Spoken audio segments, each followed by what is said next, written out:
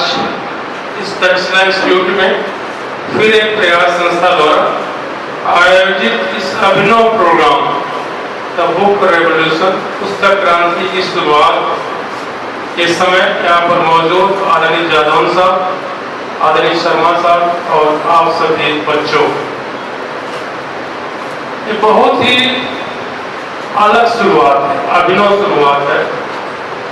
और अगर मैं स्वयं जब अपने सफर को पीछे मुड़ के देखता हूँ, मैं एक गांव में पैदा हुआ और मेरे घर में रामायण और उस समय सुख सागर एक हिंदी में थी, रखी रहती थी।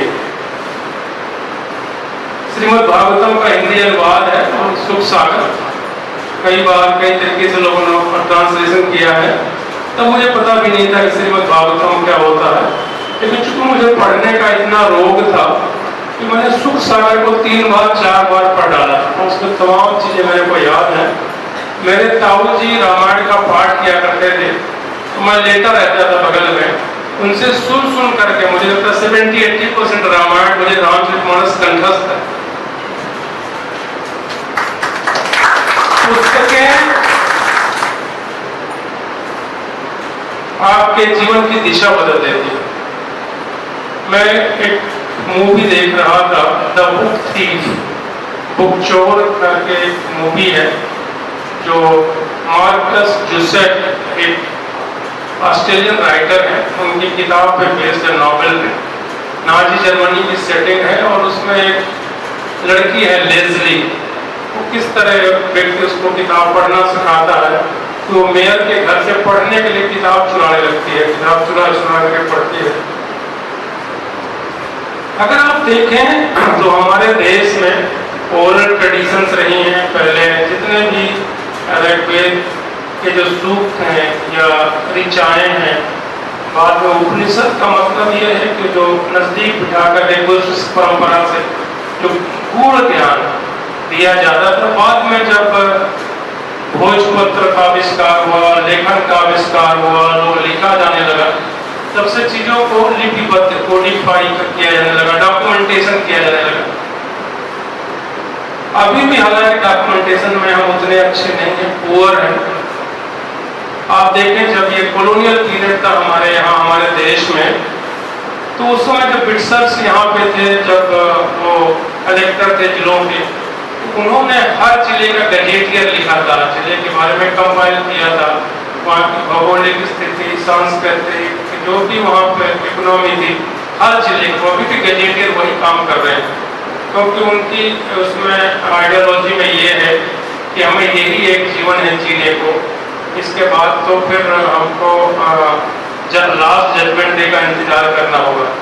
हमारे यहाँ तो कई जन्मों की यात्रा है, तो लोअर ओरल ट्रेडिशन से काम चला लेते हैं। किताबें आपकी सबसे अच्छी मित्र हैं। मैंने देखा कि जब मैं स्टूडेंट था, मैं पढ़ता था, कितना मुझे लगाव था किताबों से, अभी भी बहुत लगाव है।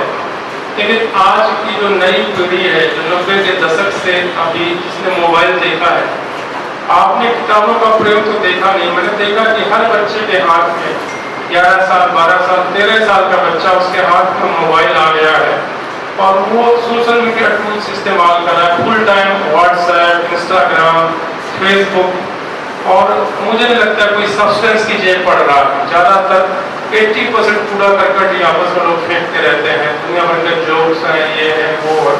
ये बड़ी खराब स्थिति है, अच्छी स्थिति नहीं है। तो ऐसे में ये जो पुस्तक क्रांति है, इसकी शुरुआत, और आप देखें कि हम धर्म प्राण देश है, हमारे यहाँ मंदिरों का बड़ा महत्व है, धार्मिक स्थलों का बड़ा महत्व है। मंदिर, धार्मिक स्थल सामाजिक क्रांति के, सामाजिक परिवर्तन के प्लेटफॉर्म है।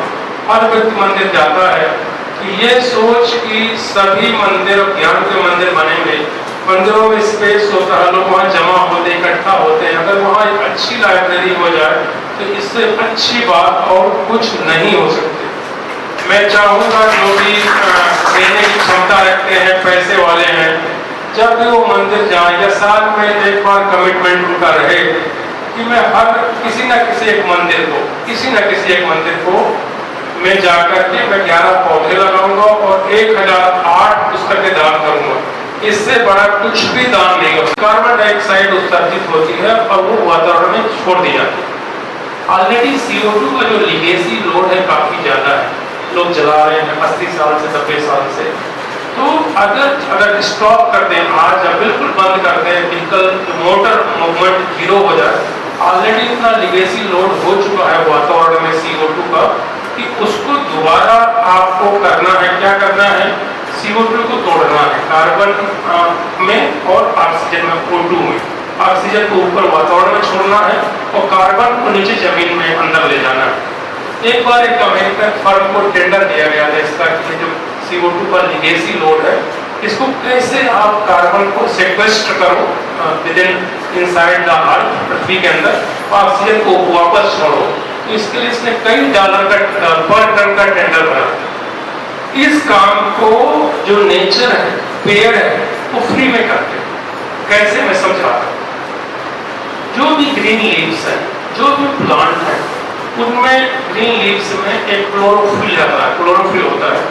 क्लोरोफिल सनलाइट और वाटर की उपस्थिति में कार्बन डाइऑक्साइड से फोटोसिंथेसिस करके, through the process of photosynthesis, वो अपने लिए शुगर कार्बन बनाते हैं, खाना बनाते हैं। CO2 को तोड़ के कार्बन अपने लिए रख लेते हैं, ऑक्सीजन वापस छोड़ देते हैं। तो शुगर कार्बन उनके लिए कार्बोहाइड्रेट है, जैसे हमारे लिए चावल और रोटी है, गेहूं। इसके बाद जो बची हुई शुगर कार्बन है, बची हुई शुगर कार्बन, वो नीचे जमीन के अंदर जड़ों का जो आखिरी टिप है, उसको रूट्स एक्सुडेट्स कहते हैं, लिक्विड कार्बन के रूप में नीचे छोड़ देते हैं।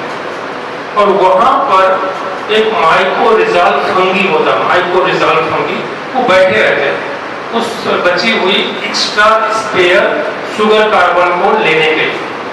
वो शुगर कार्बन को लेते हैं लिक्विड फॉर्म में, अपने लिए इस्तेमाल करते हैं, खाते हैं, और बदले में प्लांट को माइक्रोन्यूट्रिएंट देते हैं, वाटर सिस्टम। और वो माइक्रोन्यूट्रिएंट के पास कहां से आता है?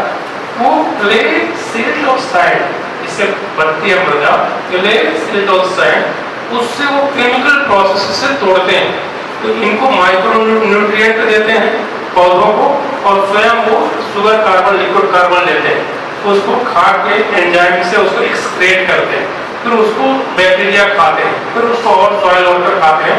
अल्टीमेटली फाइनली जब वो खाने लायक नहीं बचती, तो वो कार्बन के रूप में जमीन के अंदर संचित हो जाती है। तो CO2 को तोड़ दिया गया पेड़ों के द्वारा, कार्बन अंदर चली गई, ऑक्सीजन ऊपर से वापस तोड़ दी गई। तो मान लीजिए आपके पास गाड़ियां हैं, आपके पास 4 गाड़ियां, 3 गाड़ी हैं, आप फॉसिल फ्यूल जला रहे हो, आप CO2 का लीगेसी लोड बढ़ा रहे हो, तो आपकी ही जिम्मेदारी है इस लीगेसी लोड को, CO2 को तोड़ो आप, कार्बन में ऑक्सीजन में पेड़ लगा दें। लेकिन अगर नहीं है तो जिसके पास भी जमीनें जो करने की क्षमता है, उनका काम भी आप कर रहे हो। जैसे मैंने अगर 1 लाख पौधे लगा दिए, 1 लाख पौधे, तो इसीलिए दूसरे लोग जो CO2 फैला रहे हैं वातावरण में, CO2 का लोड बढ़ा रहे हैं, उसको मैं कम कर रहा हूँ, उसको मैं कार्बन सेक्वेस्टर कर रहा हूँ और ऑक्सीजन वापस छोड़ रहा हूँ अपने 1 लाख पौधों से। इसी को कार्बन रेटिंग कहते हैं, इसी को कार्बन क्रेडिट कहते हैं। अमेरिका में हर पौधे का आपको कार्बन क्रेडिट मिलता है, क्योंकि आप CO2 को आप सेक्वेस्टर कर रहे हो कार्बन जमीन के अंदर, ऑक्सीजन वापस छोड़ रहे हो। वहां तो हर पौधे लगाने पर पैसा मिलता है। तो ये बहुत बड़ी जरूरत है कि हम पेड़ लगाएं, वृक्षारोपण लगाएं। मैं सभी से अनुरोध करता हूँ, आप सभी से अनुरोध करता हूँ, तो मत्स्य पुराण में एक श्लोक है कि अगर आप पंचवटी नहीं लगाते, पंचवटी का मतलब है पीपल, नीम, बरगद, आंवला और बेल, ये 5 पेड़ पंचवटी कहलाता है। अगर नहीं लगाओगे तो आपके पुरखे नहीं करेंगे। तो आप पेड़ लगाएंगे। हर आदमी संकल्प है कि जब हम मंदिर में जाएंगे, हर साल हमारा संकल्प है, मेरे पास भगवान ने सामर्थ्य दी है कि किसी एक मंदिर में जाके मैं 5 पेड़ लगाऊंगा, यही पंचवटी, अगर और कुछ संभव नहीं है, और 1008 या 11 या 108 पुस्तकें दान में, एक बहुत बड़ी क्रांति खड़ी होगी, एक बहुत बड़ी क्रांति समाज में खड़ी हो जाएगी। अगर हर व्यक्ति साल में एक पुण्य करना है, उसको मंदिर में जाके, किसी मंदिर में जाके, जो आपकी सामर्थ्य, चाहे 11 पुस्तकों की या 108 पुस्तकों की या 1008 पुस्तकों की, और 5 पौधे पंचवटी बोले, बरगद, नीम, पीपल, आंवला और बेल। देखिए एक नई शुरुआत हो जाती है। श्री अंकित शर्मा युवा है, उनका इतना अच्छा पॉजिटिविटी है, इतना नए काम करना चाहते हैं कि जैसे गौ सेवा हो, उनको गौ को चारा देना हो, बहुत सारे काम करना चाहते हैं। मेरे से डिस्कस करते रहते हैं। उनका एक नया सोच है, मैं तारीफ करता हूँ, साधुवाद देता हूँ।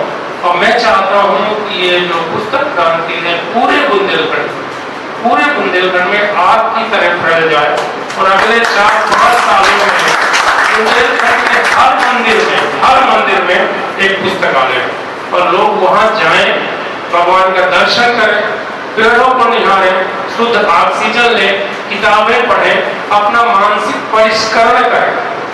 मेंटल फीड बहुत जरूरी है, गुड मेंटल फीड बहुत जरूरी है। अगर गुड थॉट्स नहीं लेंगे, गुड आइडियाज नहीं लेंगे, होराइजन ब्रॉड नहीं। बहुत लोगों का बहुत टनल विजन है, नैरो विजन। सारे समाज हम पेड़ लगाएं, वृक्षारोपण लगाएं। मैं सभी से अनुरोध करता हूँ, आप सभी से अनुरोध करता हूँ। तो मस्त पुराण में एक श्लोक है कि अगर आप पंचवटी नहीं लगाते हैं, पंचवटी का मतलब है पीपल, नीम, बरगद, आंवला और बेल, ये 5 पेड़ पंचवटी कहलाता है। अगर नहीं लगाओगे तो आपके पुरखे नहीं करेंगे। तो आप पेड़ लगाएंगे। हर आदमी संकल्प है कि जब हम मंदिर में जाएंगे, हर साल हमारा संकल्प है, मेरे पास भगवान ने सामर्थ्य दी है कि किसी एक मंदिर में जाके मैं 5 पेड़ लगाऊंगा, यही पंचवटी, अगर और कुछ संभव नहीं है, और 1008 या 11 या 108 पुस्तकें दान में एक बहुत बड़ी क्रांति खड़ी होगी। एक बहुत बड़ी क्रांति समाज में खड़ी हो जाएगी। अगर हर व्यक्ति साल में एक पुण्य करना है, उसको मंदिर में जाके, किसी मंदिर में जाके, जो आपकी सामर्थ्य, चाहे 11 पुस्तकों की या 108 पुस्तकों की या 1008 पुस्तकों की, और 5 पौधे पंचवटी बोले, बरगद, नीम, पीपल, आंवला और बेल। देखिए एक नई शुरुआत हो जाती है। श्री अंकित शर्मा युवा है, उनका इतना अच्छा पॉजिटिविटी है, इतना नए काम करना चाहते हैं कि जैसे गौ सेवा हो, उनको गौ को चारा देना हो, बहुत सारे काम करना चाहते हैं। मेरे से डिस्कस करते रहते हैं। उनका एक नया सोच है, मैं तारीफ करता हूँ, साधुवाद देता हूँ। और मैं चाहता हूँ कि ये जो पुस्तक क्रांति है पूरे बुंदेलखंड में आग की तरह फैल जाए और अगले 4-5 सालों में बुंदेलखंड के हर मंदिर में एक पुस्तकालय और लोग वहां जाएं, भगवान का दर्शन करें, पेड़ों को निहारें, शुद्ध ऑक्सीजन लें, किताबें पढ़ें, अपना मानसिक परिष्करण करें। मेंटल फीड बहुत जरूरी है, गुड मेंटल फीड बहुत जरूरी है। अगर गुड थॉट्स नहीं लेंगे, गुड आइडियाज नहीं लेंगे, होराइजन ब्रॉड नहीं। बहुत लोगों का बहुत टनल विजन है, नैरो विजन। सारे समाज में झगड़े की, फसाद की जड़ ही यही कि लोगों के अंदर निगेटिविटी है, लोगों का टनल विजन, ब्रॉडर विजन नहीं। ब्रॉडर विजन आएगा बुक रीडिंग से। एक बार ओशो से किसी ने पूछा कि ऐसी कौन सी किताबें हैं जो आपको बहुत पसंद है, तो बुक फॉर्म में है बुक्स आई हैव लव्ड। उसने बोला है कौन सी मेरी किताबें पसंद है। बहुत सारे फिक्शन है। अभी मैं बहुत अच्छा क्राइम नावल अभी मैंने पढ़ा किया ट्रूमन कपोते का। ट्रूमन कपोती राइटर का नाम है, in cold blood, best crime novel ever written. J M Coetzee का डिस्ग्रेस है। बहुत सारे ऐसे नावल हैं। आपका the power and the glory है ग्राहम गिन का। ये मास्टरपीस है, हर बच्चे को पढ़ना चाहिए क्योंकि इससे आपको बहुत नए वर्ड्स मिलते हैं, सोचने का नया दायरा मिलता है, नए टूल्स मिलते हैं, आपका सोचने का बहुत बड़ा दायरा बढ़ता है, आपका विशाल व्यक्तित्व बनता है, प्लीजिंग पर्सनालिटी बनती है। कई लोगों की पर्सनालिटी प्लीजिंग नहीं होती, ऑरा खराब होते हैं, आपके को बहुत खराब प्रेजेंस होती, बैठने नहीं चाहिए क्योंकि अंदर थॉट्स अच्छे नहीं चल रहे होते। हर आदमी 80% 90% लोगों के साथ अब ये हालत हो गई है कि उनका कुछ नहीं है और बेसिकली उनके अंदर और कुछ है ही नहीं व्यक्तित्व में, सिर्फ जो है ग्रस्त विक्षिप्तता, फ्यूरियसनेस है पूरी पर्सनालिटी। आप कभी बैठ के देखो उसके पास पूरे समय चकर पकड़, ये mobile, is not comfortable with himself और हरसेल्फ, कंफर्टेबल नहीं, शांत नहीं, एनर्जी बिखरी हुई, जोर कसता चल रही, बैठने का मन नहीं करता, तो आप पुस्तकें पढ़ें, मोबाइल बंद कर दें। मोबाइल की कोई जरूरत नहीं। मैं कई बार देखता हूँ जब मैं ट्रेन में सफर करता हूँ, सामने वाला व्यक्ति रोक बंद है, मैं नहीं आज से होती, कोई जरूरत नहीं है। क्या आप सोच रहे हैं कि जब मोबाइल लेकर लोगों का काम नहीं चलता? मैं जब सिविल सर्विस का सेकेंड टाइम इंटरव्यू देने गया था, थर्ड अटेम्प्ट मेरा सिलेक्शन हुआ, मैंने उसके पहले कभी लैंडलाइन इस्तेमाल नहीं किया, मुझे फोन करना नहीं आता था। पता जब यूपीएससी धौलपुर हाउस दिल्ली में इंटरव्यू खत्म हो गया, इलाहाबाद यूनिवर्सिटी में पढ़ता था, पहली बार दिल्ली गया ही था इंटरव्यू देने के, पहले कभी गया दिल्ली नहीं गया, तो मेरा राम मनोरंजन में मेडिकल होना था, मेडिकल का लेटर नहीं आया, तो रिसेप्शनिस्ट बैठी हुई थी, स्मार्ट सी लेडी। मैंने कहा कि मुझे पता है राम मनोरंजन में मेरा मेडिकल है, इंटरव्यू बाद मेडिकल होता है, लेकिन अभी लेटर नहीं आया। उसने कहा फोन लगा, उसने फोन आगे कर दिया, मैंने उठाया रिसीवर और डायल करने लगा, तो मैंने कहा इसमें तो कोई आवाज़ नहीं आई, तो उसने लिया, इतने जोर की डांट लगाई कि इसमें डायल टोन नहीं आ रहा, बिना डायल टोन के कैसे फोन कर, मुझे नहीं आता बताओ क्या जरूरत है कि 24 घंटे आप लगे हुए हो मोबाइल पर, किससे बात करना चाहते? बंद कर दिया मोबाइल को, बंद कर दो। 24 घंटे में 1 या 2 बार आधा घंटा पढ़ना चाहे जरूर है मोबाइल, बाकी समय में आप वर्क ऑन योरसेल्फ, अपने को ग्रूम करो, किताब पढ़ो, ज्ञान अर्जित करो, देखा लाइक पर्सनैलिटी बनाओ। मैं गांव जाता हूँ, मैं गांव का लड़का हूँ, मेरे आपको पता है मेरे मदर फादर दोनों इलिटरेट किसान, हमारे यहाँ 7 पीढ़ी में कभी किसी ने कक्षा 5 में पढ़ा, मैं पहला आदमी हूँ पढ़ने वाला, सीधे IPS क्रैक कर गया, और बिना किसी कोचिंग के, बिना किसी सपोर्ट, बिना किसी कोचिंग के, बिना किसी सपोर्ट, डंके की चोट पे मैंने IPS क्रैक किया। और एक वो था जब मुझे मोबाइल और लैंडलाइन इस्तेमाल करने का नहीं आता, तो आज पूरी दुनिया का ज्ञान मेरे यहाँ पाँव पे, मेरे से बेहतर दुनिया के बारे में कोई नहीं जानता। आप मेरे से अच्छा ना कोई फैशन के बारे में जानता, ना कपड़ों के बारे में जानता, किसी भी सब्जेक्ट के बारे में आप मेरे से बात करें, अंकित जानता, दुनिया की कोई चीज पूछना हो मैं इंसाइक्लोपीडिया हूँ। अपने पे काम करो, ग्रूम करो, अपनी एनर्जी को लीक मत करो, इंस्टाग्राम के सहारे, व्हाट्सएप के सहारे मत इस्तेमाल करो। थोड़ा सा समय है, निकल जाएगा, अभी पछताओगे,